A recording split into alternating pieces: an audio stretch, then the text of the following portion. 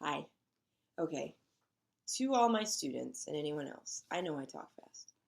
Did I say that in the first lesson?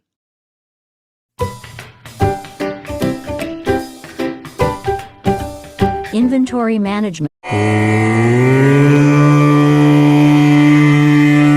सदाशिवसमारम्भां शङ्कराचार्यमध्यमाम् अस्मदाचार्यपर्यन्तां வந்தே குரு பரம்பராம். ஓம் ஸ்ரீ மகாபெரியவா போற்றி. வணக்கம் நண்பர்களே. உங்களுக்கோ உங்கள் குடும்பத்தினருக்கோ எப்பொழுது உடல்நிலை சரியில்லாவிட்டாலும் இந்த தன்வந்திரி பகவானின் 28 நாமாவளிகளை சொல்லுங்கள்.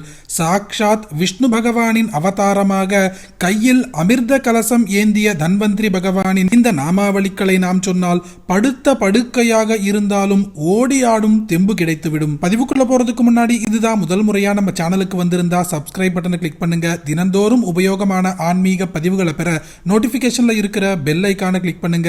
இந்த வீடியோவை லைக் பண்ணுங்க. மருத்துவத்தின் கடவுளாக போற்றப்படுபவர் தான் தன்வந்திரி பகவான். இவர் மனிதர்களுக்கு மட்டுமல்ல அனைத்து தெய்வங்களுக்குமே மருத்துவராக கருதப்படுபவர்.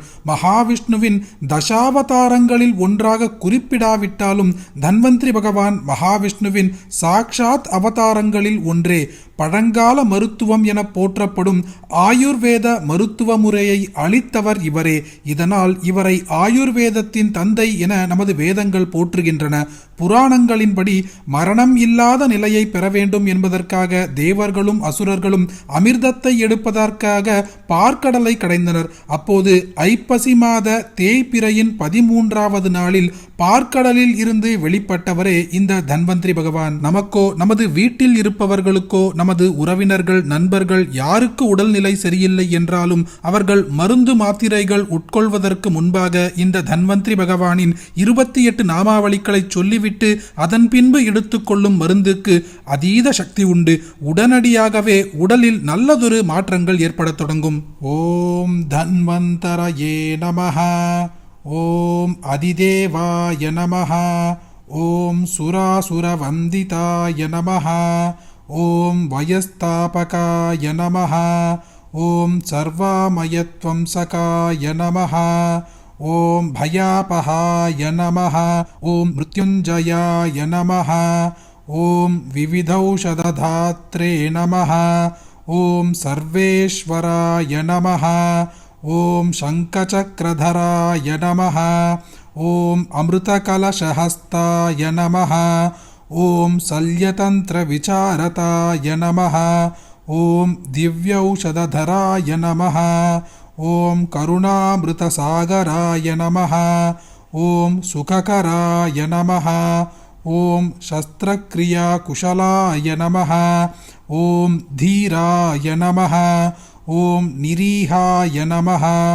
ஓம் சுபதாய நமஹ. ஓம் மகாதயாளவே நமஹ. ஓம் பிஷக்தமாய நமஹ. ஓம் பிராணதாய நமஹ. ஓம் வித்வத்வராய நமஹ. ஓம் ஆர்த்தத்ராணபராணாய நமஹ. ஓம் ஆயுர்வேத பிரசாரகாய நமஹ. ஓம் அஷ்டாங்கயோக நிபுணாய நமஹ. ஓம் ஜகதுத்தாரகாய நமஹ. ஓம் அனுத்தமாய நமஹ. எப்பேற்பட்ட வியாதிகள் குணமாக வேண்டும் என்றாலும் நாம் உட்கொள்ளும் மருந்துகளின் மீதும் நமது மருத்துவரின் மீதும் நம்பிக்கை இருக்க வேண்டும். அப்படி நம்பிக்கை இருந்தாலே நமது வியாதி பாதி குணமாகிவிடும். அதே நம்பிக்கையை அமிர்த கலசத்தை ஏந்திய இந்த தன்வந்திரி பகவானின் மேலே வைத்து 28 நாமாவளிகளை நாம் சொன்னாலே நமக்கு இருக்கும் வியாதி முழுமையாக குணமாகிவிடும் என்பது மனிதர்கள் மட்டுமல்ல அந்த தேவர்களே சொன்ன நம்பிக்கை. பலருக்குமே ரொம்பவும் உபயோகமாக இருக்கக்கூடிய இந்த பதிவை உங்களுக்கு தெரிஞ்ச எல்லாருக்குமே பகிருங்க. இந்த வீடியோவை லைக் பண்ணுங்க. நாளைக்கு மற்றொரு பதிவில் சந்திப்போம். ஹரிஹி ஓம் மகாபெரியவா போற்றி.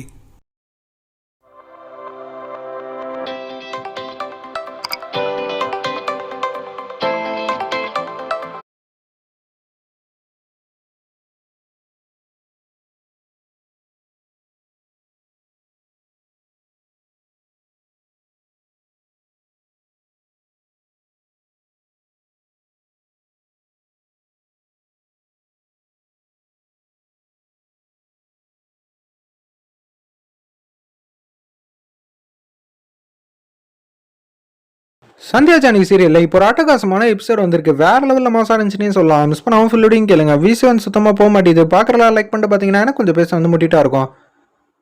நம்ம மாயா வந்து பிரில்லியண்ட்டாக வந்து ஃபோன் பண்ணுறாங்க. அந்த இடத்துல நம்ம மீனாட்சியோட ஃபோன்லேருந்து கார்த்திக்கு உடனே கார்த்தியும் வந்து அலோங்கிற மாதிரி பேச்ச ஆரம்பிக்கிறாங்க. மீனாட்சி நான் தான் ஆரம்பத்துலேருந்து வந்து சொன்னேன்ல அப்படின்னு சொல்லும்போது டேரெக்டாக பேசினா மாயான்னு கார்த்திக் கண்டுபிடிச்சிருவாங்கன்னு சொல்லிட்டு அப்படியே வந்து வாயில் துணி வச்சுட்டு அப்படியே வந்து பேசிகிட்டு இருக்காங்க. நம்ம மாயா நான் இது மாதிரி ஒரு இடத்துலேருந்து பேசுகிறேங்க. இந்த இடத்துல நான் வேலை பார்த்துட்டு இருக்கிறவங்க. உங்ககிட்ட எப்படி மீனாட்சியோட ஃபோன் நம்பர் வந்து கிடச்சிச்சிங்கிற மாதிரி கேட்டோன்னே அவங்க ஃபோனை வந்து பார்த்துட்டு உங்கள் பேர் வந்து போட்டிருந்துச்சு ஹஸ்பண்டுன்னு, அதனால தான் உங்களுக்கு ஃபோன் பண்ணுறோம். அவங்களுக்கு இது மாதிரி பிரச்சனை, நீங்கள் வந்தால் தான் உண்டு. நான் வேணா காலையில் வரட்டுமா? அதெல்லாம் முடியாதுங்க, இப்போ வந்தே ஆகணும், இல்லாட்டி நான் அதிகாரிக்கு ஃபோன் பண்ணணும், பார்த்துக்கங்கன்னு சொன்னோன்னே இல்லை யார்ட்டையும் வந்து ஃபோன் பண்ணிடாதீங்க, நான் வந்துடுறேன்னு சொல்லிட்டு கார்த்தி வந்து ஃபோனை வச்சுட்டு என்ன பண்ணலாம், சரி அத்தைக்கு தெரியாமல் நம்ம இங்கேருந்து போகலான்னு சொல்லிட்டு குடுன்னு வந்து அந்த இடத்துக்கு போகலான் இருக்காங்க.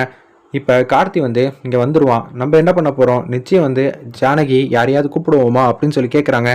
யாரை கூப்பிட்டாலும் கார்த்தி ஃபஸ்ட்டு வந்துடுவான். அவங்க வரத்துக்குள்ளே நம்ம இதை வீடியோ ஆதாரமாக எடுக்கணுங்கிற மாதிரி சூப்பராக வந்து யோசிக்கிறாங்க. அந்த இடத்துல நம்ம மாயா சூப்பர் ஐடியா, வீடியோ ஆதாரம் மட்டும் கிடச்சிருச்சு, மாமா முன்னாடி மட்டும் போட்டு காட்டணும், புவனேஸ்வரியோட ஒட்டுமொத்த சதியும் வந்து தூக்கி அடிச்சிடலாம் அப்படின்னு சொல்கிறாங்க. அந்த இடத்துல நான் வேணா ஏமாந்துருக்கலாம் கதிரா, ஆனால் மாயா நீ ஏமாந்துடக்கூடாது, பார்த்து உஷாராக வந்து இருங்கிற மாதிரி அந்த இடத்துல சொல்கிறப்ப இன்னும் கொஞ்சம் நேரத்தில் வந்து இவங்க ஹஸ்பண்ட் வந்து கண்டிப்பாக வருவாங்க அப்படின்னு நம்ம ஏதாவது ஒரு நர்ஸுக்கிட்ட பேசுவோம்னு சொல்லிட்டு ஒரு நர்ஸை கூப்பிட்றாங்க. நான் வந்து இவங்களோட ஹஸ்பண்டை வந்து கூப்பிட்ருக்கேன், அவங்க இன்னும் கொஞ்சம் நேரத்தில் வந்துடுவாங்க, வந்தாங்கன்னா நீங்கள் என்ன எதுன்னு சொல்லிடுங்கன்னு சொல்லிட்டு அந்த ரூம்குள்ளே வந்து ஒளிஞ்சிட்டு இருக்காங்க. நம்ம மாயாவும் கதிர் மட்டும் வாசலில் வந்து நிற்க சொல்கிறாங்க. ஜன்னல் வழியாக பார்க்குறாங்க. கதிர் கார்த்தி வந்து வராங்க. ஓகே நம்ம ரூம்குள்ளே போகலான்னு சொல்லிட்டு என்ன ஆச்சு அப்படின்னு சொல்லும்போது ஒரு பெரிய வந்து ஸ்க்ரீன் மாதிரி இருக்குது. மாயா வந்து அங்கே வந்து நின்றுட்டு இருக்காங்க. நம்ம கதிரும் ஒரு பக்கம் வந்து கேஷுவலாக வந்து தூங்கிட்டு இருக்காங்க. மீனாட்சிங்கிற ஒரு பொண்ணு அவன் வந்துட்டான், இன்னும் கொஞ்சம் நேரத்தில் வந்து நர்ஸுக்கிட்ட வந்து விசாரிச்சுட்டு மீனாட்சி இருக்கிற இடத்துக்கு வந்து தேடி வந்துடுவான்னு சொன்னோன்னே அப்படியே குடுன்னு வராங்க. நம்ம கார்த்தி வந்தோன்னே கரெக்டாக வந்து ஒரு நர்ஸுக்கிட்ட வந்து கேட்குறாங்க, இது மாதிரி மீனாட்சிங்கிறவங்க எங்கே இருக்காங்க, நீங்கள் தான் அவங்க ஹஸ்பண்டா அப்படின்னு சொல்லும்போது ஆமாம் வேறு வழி இல்லை சொல்லிடுவோம், உண்மையிலேயே நம்ம மீனாட்சி வந்து லவ் பண்ணோம் தானே அப்படின்னு சொல்லிட்டு ஆமாம் நான் தான் அவங்களோட ஹஸ்பண்டு, என்ன சார் நீங்கள் இப்படியெல்லாம் இருக்கீங்க, போய் பாருங்கன்னு சொல்லி அந்த இடத்துல வந்து ஒரு லொக்கேஷன் வந்து கொடுத்துட்றாங்க. அந்த ரூமுக்கு வந்து வராங்க. இன்னும் கொஞ்சம் நேரத்தில் வருவான், ஃபோனை வந்து கரெக்டாக வந்து ஆன் பண்ணி வச்சுக்கன்னு சொன்னோன்னே ஃபோனை வந்து ரெடியாக ஆன் பண்ணி வச்சுருக்காங்க. கார்த்தி மாட்டுக்கும் அந்த இடத்துல வந்து வராங்க.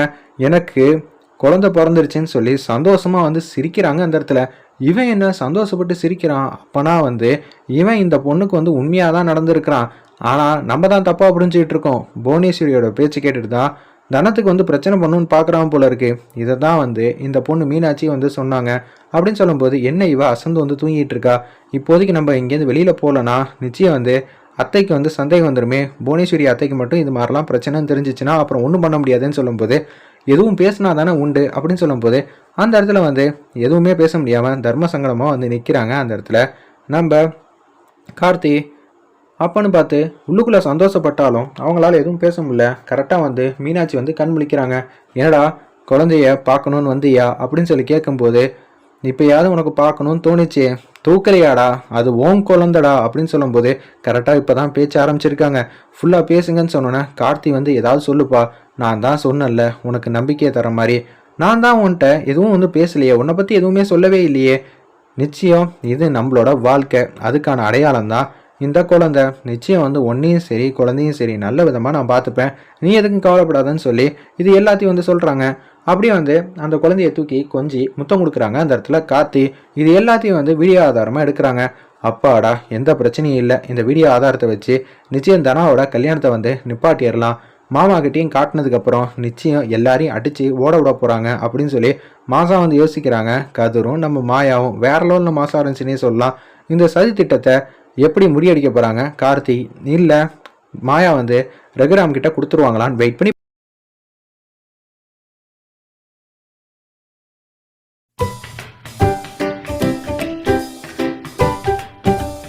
Bulk Center for Marketing.